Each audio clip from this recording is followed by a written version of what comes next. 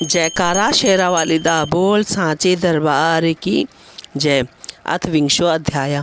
व्याजी द्वारा जन्मेजय को भगवती की महिमा सुनाना तथा कृष्ण अवतार की कथा का उपक्रम। व्याजी बोले, हे भारत सुनिए, अब मैं आपको पृथ्वी का भार उतारने और कुरुक्षेत्र तथा प्रभास क्षेत्र में योग माया के द्वारा सेना के संहार का वृतांत बताऊंगा। भृगु के शाप के प्रताप तथा महामाया की शक्ति से ही अमित तेजस्वी भगवान विष्णु का आविर्भाव यदुवंश में हुआ था। मेरा यह मानना है कि पृथ्वी का भार उतारना तो निमित्त मात्र था, वस्तुतः योग माया ने ही इस संयोग का विधान कर दिया था कि धरातल पर भगवान विष्णु का अवतार हो। हे राजन, इसमें आश्चर्य कैसा? वे भगवती योग माया जब ब्रह्मा विष्णु आदि देवताओं को भी निरंतर नचाती रहती हैं, तब त्रिगुणात्मक सामान्य जन की क्या बात। उन भगवती ने अपनी रहस्यमयी लीला से भगवान विष्णु को भी सम्यक रूप से मलमूत्र तथा स्नायु से भरे गर्भवास से होने वाला दुख भोगने को विवश कर दिया था।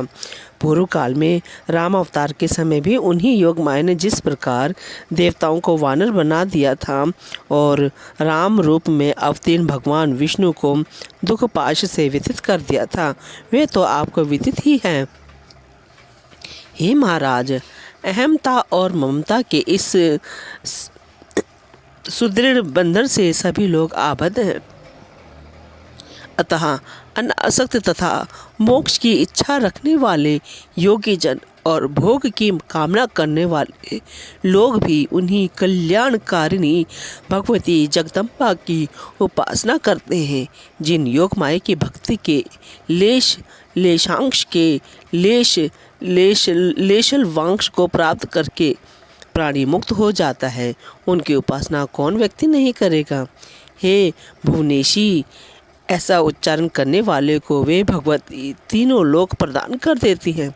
और मेरी रक्षा कीजिए, इस वाक्य के कहने पर उसे पहले ही त्रिलोक देने के कारण अब कुछ भी न दे पाने में वे उस भक्त की ऋणी हो जाती हैं। हे राजन, आप उन भगवती के विद्या तथा अविद्या ये दो रूप जानिए। विद्या से प्राणी मुक्त होता है और अविद्या से बंधन में पड़ता है। ब्रह्मा विष्णु और महेश ये सब उनके अधीन रहते हैं। भगवान के सभी अवतार रस्सी से बंधे हुए के समान भगवती से ही नियंत्रित रहते हैं।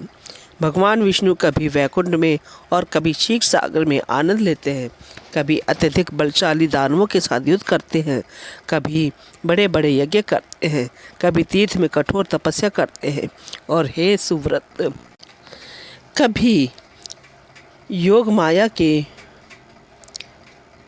योग निद्रा के वशीभूत होकर शैया पर सोते हैं। वे भगवान मधुसूदन कभी भी स्वतंत्र नहीं रहते। ऐसे ही ब्रह्मा रुद्र इंद्र वरुण यम कुबेर अग्नि सूर्य चंद्र अन्य श्रेष्ठ देवतागण सनक आदि मुनि और वशिष्ठ आदि महर्षि ये सब के सब बाजीगर के अधीन कठपुतली के भांति सदा भगवती के वश में रहते हैं। जिस प्रकार नथे हुए बैल अपने स्वामी के अधीन रहकर विचरण करते हैं, उसी प्रकार सभी देवता कालपाश में आबद्ध रहते हैं। हे राजन, हर्ष शोक निद्रा तंद्रा आलस्य आदि भाव सभी देहधारियों के शरीर में सदा विद्यमान रहते हैं। ग्रंथकारों ने देवताओं को अमर तथा निर्जर कहा है, किंतु वे निश्चय ही केवल नाम से अमर हैं, अर्थ से कभी भी वैसे नहीं हैं। जिनमें सदा उत्पत्ति स्थिति और विनाश नामक अवस्थाएं रहती हैं, वे अमर और निर्जर कैसे रह सकते हैं, कैसे कहे जा सकते हैं। वे देवता विबुध विशेष बुद्धि वाले होते हुए भी दुखों से पीड़ित क्यों होते हैं? जब वे भी सामान्य लोगों की भांति व्यसन तथा क्रीड़ा में आसक्त रहते हैं, तब उन्हें देव क्यों कहा जाए? इसमें कोई संदेह नहीं कि सामान्य जीवों की भांति इनकी भी क्षण में उत्पत्ति होती है और क्षण में नाश होता है। ऐसी स्थिति में इनकी उपमा जल में उत्पन्न होने वाले कीटों और मच्छरों से क्यों न कर दी जाए। और जब आयु के समाप्त होने पर वे भी मर जाते हैं, तब उन्हें अमर ना कहकर मर क्यों ना कहा जाए। कुछ मनुष्य 1 वर्ष की आयु वाले और कुछ 100 वर्ष की आयु वाले होते हैं। उनसे अधिक आयु वाले देवता होते हैं और उनसे भी अधिक आयु वाले ब्रह्मा कहे गए हैं। ब्रह्मा से अधिक आयु वाले शिव हैं और उनसे भी अधिक आयु वाले विष्णु हैं। अंत में वे भी नष्ट होते हैं और इसके बाद वे फिर से क्रमशः उत्पन्न होते हैं और उत्तरोत्तर बढ़ते हैं। हे राजन, निश्चित रूप से सभी देहधारियों की मृत्यु होती है और मरे हुए प्राणी का जन्म होता है। इस प्रकार पहिए की भांति सभी प्राणियों का जन्म मृत्यु का चक्कर लगा रहता है, इसमें संदेह नहीं है। मोह के जाल में फंसा हुआ प्राणी कभी मुक्त नहीं होता, क्योंकि माया के रहते मोह का बंधन नष्ट नहीं होता। हे राजन, सृष्टि के समय ब्रह्मा आदि सभी देवताओं की उत्पत्ति होती है और कल्प के अंत में क्रमशः उनका नाश भी हो जाता है। हे निरिप, जिसके नाश में जो निमित्त बन चुका है उसी के द्वारा उसकी मृत्यु होती है। विधाता ने जो रच दिया है वह अवश्य होता है, इसके विपरीत कुछ नहीं होता। जन्म, मृत्यु, बुढ़ापा, रोग, दुख अथवा सुख जो निश्चित है वह उसी रूप में अवश्य प्राप्त होता है और इसके विपरीत दूसरा सिद्धांत है ही नहीं। प्रत्यक्ष दिखाई देने वाले सूर्य तथा चंद्रदेव सबको सुख प्रदान करते हैं, किंतु उनके शत्रु राहु के द्वारा उन्हें होने वाली पीड़ा दूर नहीं होती। सूर्यपुत्र शनैश्चर मंद और चंद्रमा क्षय रोगी तथा कलंकी कहे जाते हैं। हे राजन, देखिए, बड़े बड़े देवताओं के भी विषय में विधि का विधान अटल है। ब्रह्मा जी वेदकर्ता, जगत की सृष्टि करने वाले तथा सबको बुद्धि देने वाले हैं, किंतु वे भी सरस्वती को देखकर विकल हो गए। जब शिवजी की भार्या सती अपने शरीर को दग्ध करके मर गई, तब लोगों का दुख दूर करने वाले होते हुए भी वे शिवजी शोक संतप्त तथा पीड़ित हो गए। उस समय काम अग्नि से जलते हुए देह वाले शिवजी यमुना नदी में कूद पड़े। तब हे राजन, उनके ताप के कारण यमुना जी का जल श्याम वर्ण का हो गया। भृगु के वन में जाकर जब वे शिवजी दिगंबर होकर विहार करने लगे, तब भृगु मुनि ने अतीव आतुर उन शिवजी को यह शाप दे दिया, हे निर्लज, तुम्हारा लिंग अभी कटकर गिर जाए। तब शांति के लिए शिवजी ने दानवों के द्वारा निर्मित बावली का अमृत पिया। बैल बनकर इंद्र को भी धरातल पर सूर्यवंशी राजा कुकुत्स का वाहन बनना पड़ा। समस्त लोक के आदि पुरुष और महान विवेकशील भगवान विष्णु की सर्वज्ञता तथा प्रभु शक्ति उस समय कहाँ चली गई थी, जब रामावतार में वे स्वर्ण मृग संबंधी उस विशेष रहस्य को बिल्कुल नहीं जान सके। हे राजन, माया का बल तो देखिए कि भगवान श्री राम भी काम से व्याकुल हुए। उन श्री राम ने सीता के वियोग से संतप्त तथा व्याकुल होकर बहुत विलाप किया था। वे विह्वल होकर जोर जोर से रोते हुए वृक्षों से पूछते फिरते थे कि सीता कहाँ चली गई, उसे कोई हिंसक जंतु खा गया या किसी ने हर लिया। हे लक्ष्मण, मैं तो अपनी भार्य के वियोग से दुखित होकर मर जाऊंगा और हे अनुज, मेरे दुख से तुम भी इस वन में मर जाओगे। इस प्रकार हम दोनों की मृत्यु जान करके मेरी माता कौशल्या मर जाएगी। शत्रुघ्न भी इस महान दुख से पीड़ित होकर कैसे जीवित रह पाएगा। तब पुत्र मरण से व्यथित होकर माता सुमित्रा भी अपने प्राण त्याग देंगी, किंतु अपने पुत्र भरत के साथ कैकेयी की कामना अवश्य पूर्ण हो जाएगी। हाँ सीते, मुझे पीड़ित छोड़कर तुम कहाँ चली गई हो। हे मृगलोचने, आओ आओ। हे कृशोदरी, मुझे जीवन प्रदान करो। हे जनक नंदिनी, मैं क्या करूं और कहाँ जाऊं। मेरा जीवन तो तुम्हारे अधीन है।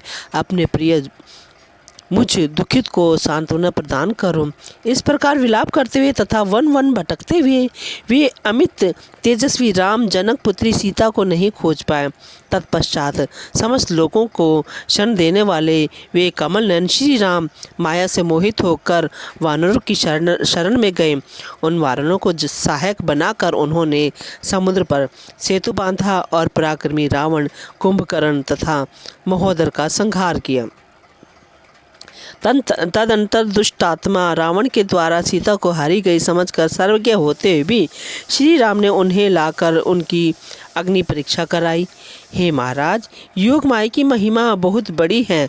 मैं उन योग माया के विषय में क्या कहूँ जिनके द्वारा नचाए हुआ ये संपूर्ण विश्व निरंतर चक्कर काट रहा है।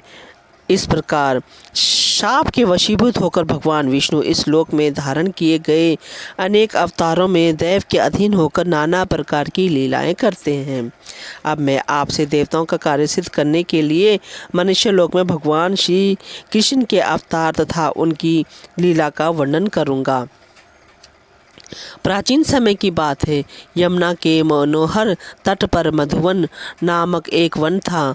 वहाँ लवणासुर नामक वाला एक बलवान दानव रहता था जो मधु का पुत्र था। वर प्राप्ति के कारण अभिमान में चूर वह पापी दैत्य ब्राह्मणों को दुख देता था। हे महाभाग, लक्ष्मण के छोटे भाई शत्रुघ्न ने संग्राम में उनका वध कर दिया। उस मदोन्मत्त को मारकर उन्होंने मथुरा नामक परम सुंदर नगरी बसाई। कमल के समान नेत्रों वाले अपने 2 पुत्रों को राज्य कर्म में नियुक्त करके वे बुद्धिमान शत्रुघ्न समय आ जाने पर स्वर्ग चले गए। सूर्यवंश के नष्ट हो जाने पर उस मुक्तिदायिनी मथुरा को यादवों ने अधिकार में कर लिया। हे राजन, पूर्व काल में राजा ययाति का शूरसेन नामक एक पराक्रमी पुत्र था जो वहाँ का राजा हुआ। हे राजन, उसने मथुरा और शूरसेन दोनों ही राज्यों के विषयों का भोग किया। वहाँ पर वरुण देव के शाप महर्षि कश्यप के अंश स्वरूप परम यशस्वी वसुदेव जी शूरसेन के पुत्र होकर उत्पन्न हुए। पिता के मर जाने पर वे वसुदेव जी वैश्यवृत्ति में संलग्न होकर जीवन यापन करने लगे। उस समय वहाँ के राजा उग्रसेन थे और उनका कंस नामक एक प्रतापी पुत्र था। वरुण देव के ही शाप के कारण कश्यप की अनुगामिनी अदिति भी राजा देव की पुत्री देवकी के रूप में उत्पन्न हुई। महात्मा देवक ने उस देवकी को वसुदेव को सौंप दिया। वह संपन्न हो जाने के पश्चात वहाँ आकाशवाणी हुई, हे महाभाग कंस, इस देवकी के गर्भ से उत्पन्न होने वाला 8वां ऐश्वर्यशाली पुत्र तुम्हारा संहारक होगा। उस आकाशवाणी को सुनकर महाबली कंस आश्चर्यचकित हो गया। उस आकाशवाणी को सत्य मानकर वह चिंता में पड़ गया। अब मैं क्या करूं? ऐसा भली भांति सोच विचार कर उसने यह निश्चय किया कि यदि मैं देवकी को इसी समय शीघ्र मार डालूं तो मेरी मृत्यु नहीं होगी। मृत्यु का भय उत्पन्न करने वाले इस विषम अवसर पर दूसरा कोई उपाय नहीं है, किंतु यह मेरी पूज्य चचेरी बहन है, अतः इसकी हत्या कैसे करूं? ऐसा सोचने लगा। उसने पुनः सोचा, अरे यही बहन तो मेरी मृत्यु स्वरूपा है।